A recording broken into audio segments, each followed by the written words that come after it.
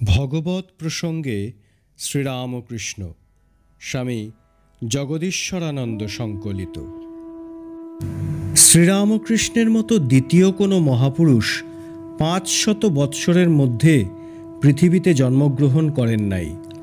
শঙ্করাচার্য হইতে যে ভাব তরঙ্গ উত্থিত হইল, তাহা সমগ্র দেশ প্লাবনান্তে বাংলায় শ্রী চৈতন্যে, পাঞ্জাবে শিখ গুরুগণের মধ্যে, মহারাষ্ট্রে শিবাজিতে এবং দাক্ষিণাত্যে রামানুজ ও মাধ্যাচার্যে পর্যবসিত হইল।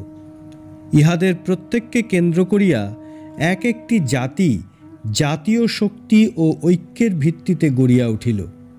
শ্রীরামকৃষ্ণ ছিলেন এই সকল ধর্মগুরুগণের বিভিন্ন ভাবধারার অপূর্ব সমন্বয় মূর্তি। ইহার দ্বারা সূচিত হয় যে রামকৃষ্ণ যুগের আন্দোলনে অতীতের সকল খণ্ডিত ও প্রাদেশিক আন্দোলন সমন্বিত হইবে।